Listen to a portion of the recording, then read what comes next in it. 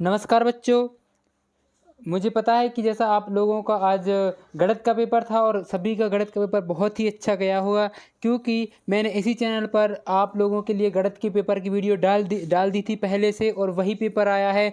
बहुत से बच्चों का कमेंट भी आया है कि सर वही पेपर आया है। और आप भी अगर इस वीडियो को देख रहे हैं तो आप बताइए कि आपका गणित का पेपर कैसा गया, और भी जो अपनी पिछले पेपर्स हुए हैं, विज्ञान हो गया, संस्कृत का हो गया, ये सब पेपर आपके कैसे गए हैं। जो भी आपके अंग्रेजी का पेपर हुआ है वह कैसा गया है। अगर आपके पेपर बहुत अच्छे गए हैं तो आप बताइए मुझे कि बहुत अच्छे गए हैं, और यही पेपर आए हों तो भी आप बताइए कि सर यही पेपर आए, जिससे मुझे पता चले कि हाँ मैं सही पेपर बता रहा हूँ आपको, है ना।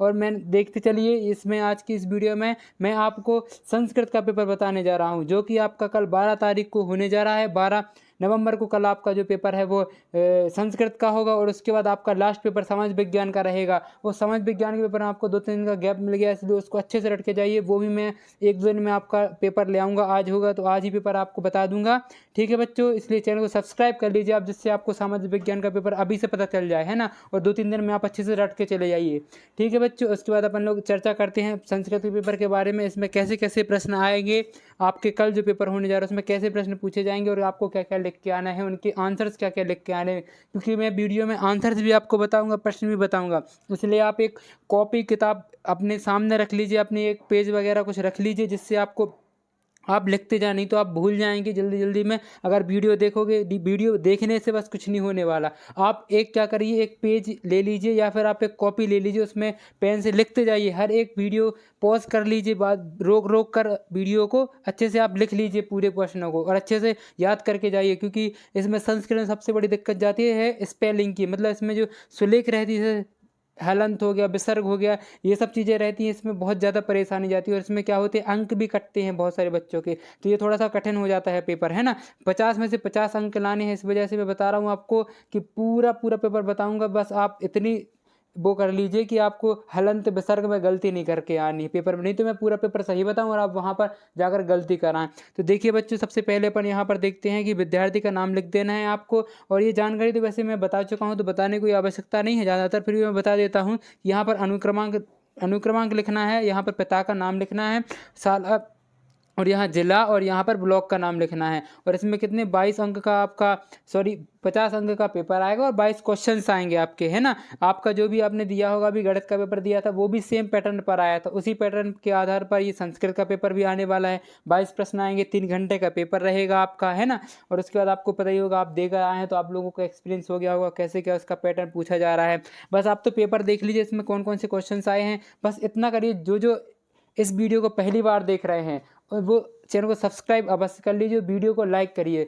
और क्योंकि आप सामाजिक विज्ञान का पेपर मैं आज ही डाल दूंगा, इसमें शाम तक मैं आपको सामाजिक विज्ञान का पेपर भी मिल जाएगा, ठीक है। आपका कल संस्कृत का है, भले आपका सामाजिक विज्ञान का पेपर 16 तारीख को होने वाला है, पर मैं इसकी वीडियो आज ही डाल दूंगा।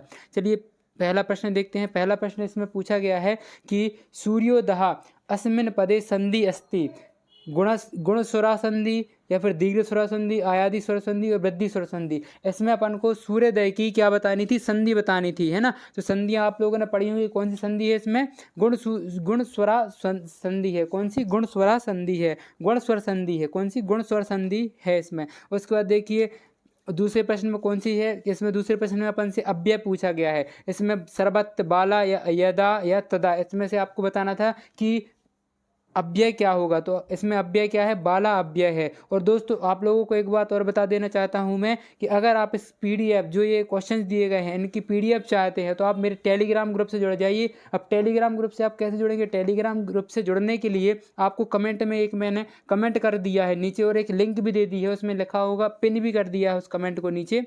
तो आप देख लीजिए, नीचे इधर जाएंगे आप, नीचे उधर कमेंट लिखा रहता है, कमेंट को खोलेंगे आप, और वहीं पर आपको एक मिल जाएगी लिंक। उधर पे साफ साफ लिखा हुआ है कि टेलीग्राम ग्रुप से जुड़ने के लिए लिंक पर क्लिक करें। बस आपको वो नीली नीली लिंक पर क्लिक कर दीजिए, उसके बाद आप ज्वाइन कर लीजिए उस ग्रुप को, है ना। इसी नाम से ग्रुप है। अगर आप टेलीग्राम आपके उसमें है मोबाइल में, तो आप एक्सप्लोर टू वर्ड्स, ये दिख रही स्पेलिंग देखिए, ये वाली स्पेलिंग दिख रही, एक्सप्लोर टू वर्ड्स स्टडी, ये लिखेंगे आप और आ जाएगा उसमें, मतलब चैनल आ जाएगा। जो इसमें आइकॉन बना वो आपको समझ में आ जाएगा, यही चैनल आएगा, ठीक है बच्चों।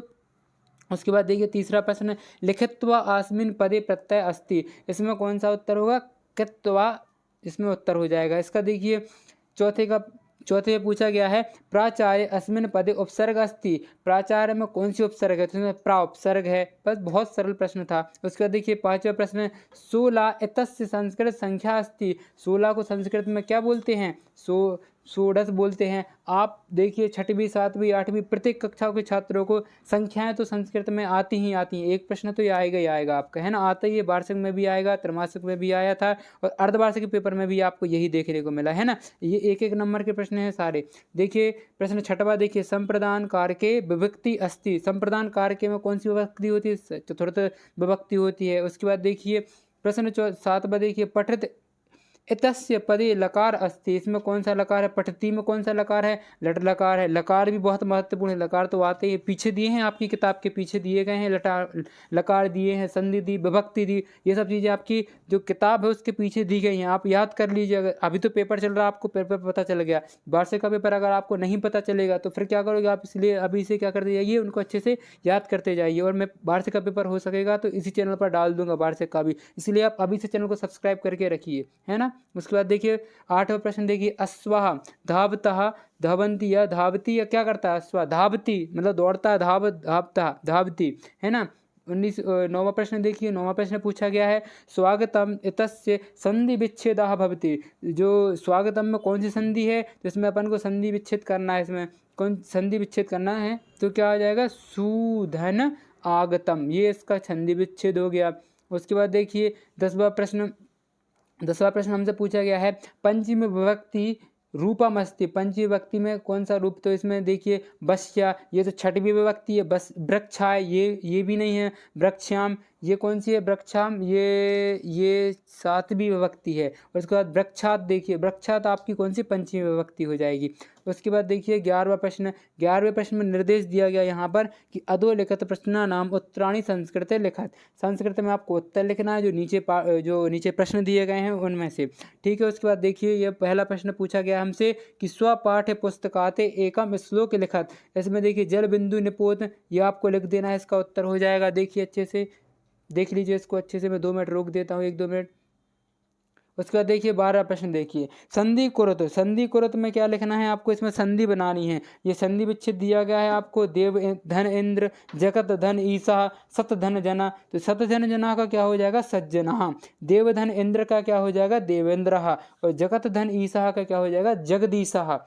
ये आपकी क्या हो जाएगी, संधि विच्छेद का आपको संधि बनानी थी, है ना। एक पूरा आपको अक्षर वो बनाना था, संधि विच्छेद करना था इसका, है ना। 13वां प्रश्न देखिए, 13वें प्रश्न में दिया गया है अधोलिखितानाम अव्याम पदानाम प्रयोग कृत्वा वाक्य निर्माणम कुरुत, इस आपको जैसे दिया गया है पहले वाले में, का वाले में दिया गया है चा, तो इसमें चा में आपको क्या लिखना है, राम चा लक्ष्मणा, राम चा लक्ष्मणा, आपको इसमें एक वाक्य बनाना था। उसके बाद देखिए अपी के ऊपर योजना नाम सतानी अपी याति, आप लोग देखिए यहाँ पर याति में कोई बड़ी की मात्रा लगा देगा पेपर में, ऐसा होता है, याद करके भली जाएंगे आप, पर ये मात्रा की गलती करके आएंगे, इसलिए अच्छे से आप याद करके जाइए। हो सके तो आप एक पेज में लिख लीजिए ये अच्छे से, है ना, क्योंकि मात्रा की गलती संस्कृत में अधिकतर होती है। उसके बाद गा वाला देखिए एव लिखा है, एव में क्या बना था, एव सर्वत्र पूज्यते, इसका ये बन जाएगा। उसके बाद देखिए 14वें प्रश्न पर आते हैं। 14वां प्रश्न हमसे पूछा गया है उपसर्ग शब्दम च पृथक कुरुत, तो उपसर्ग में आपको बताना था कि ये आपको अलग अलग करनी थी। इसमें उपसर्ग योगा का, इसमें ये इनके उपसर्ग दिए गए हैं, तो मैंने बता दिए ये उपसर्ग हैं और ये उनके शब्द हैं, ठीक है बच्चों।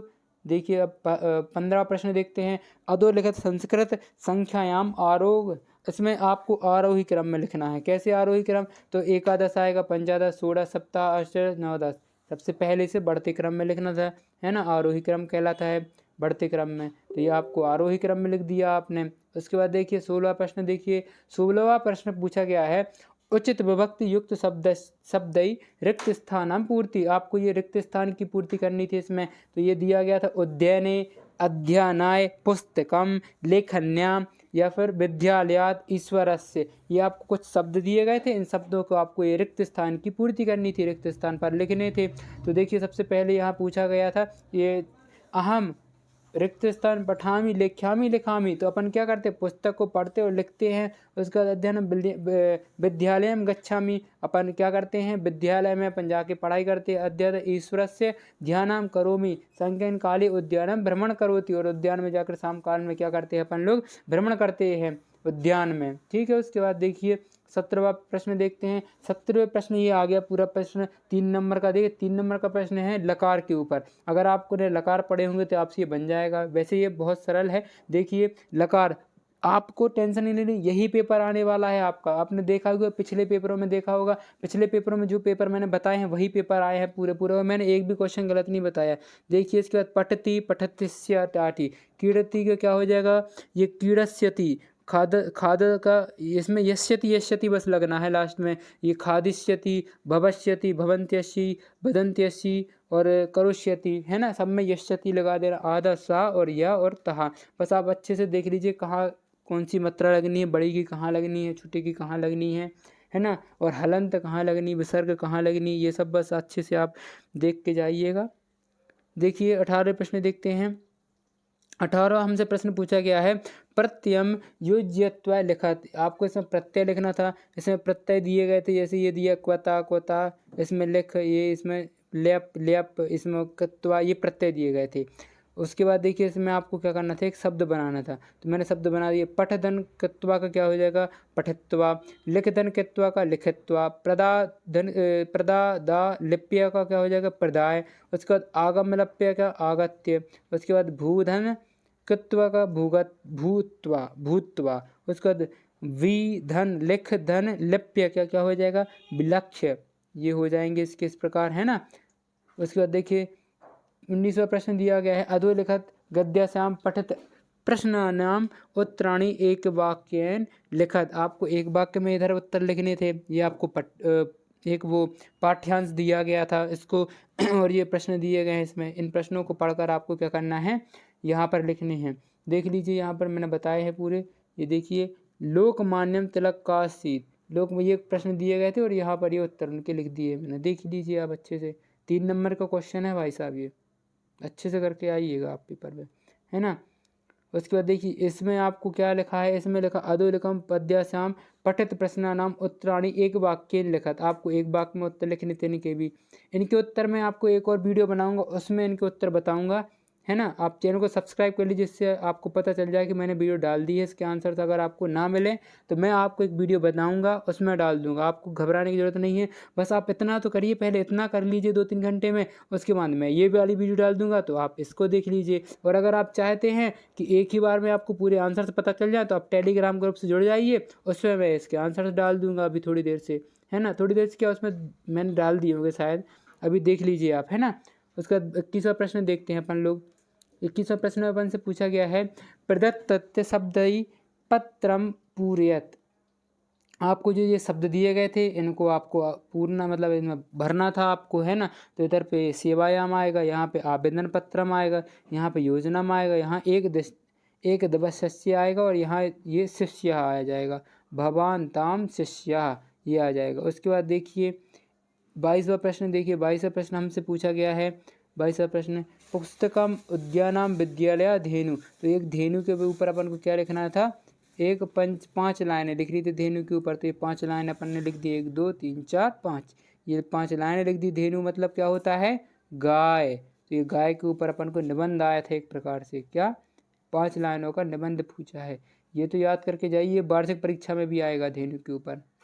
ये 1-2 चीज़ें तो ये हैं कि कंफर्म आती हैं इस पेपर में। विभक्ति आती है, लकार आते हैं, एक ये धेनु का निबंध आएगा, आपको ये 100% आएगा वार्षिक परीक्षा में भी। और ये अर्धवार्षिक में तो उन्होंने दे ही दिए हैं, है ना। अच्छे से याद करके जाइएगा, और जो भी डाउट आए आप मुझे कमेंट कर अवश्य बताइए। और अगर वीडियो अच्छी लगी है तो वीडियो को लाइक और अपने दोस्तों के साथ शेयर अवश्य करिए। थैंक यू, धन्यवाद। मिलते हैं नेक्स्ट वीडियो में।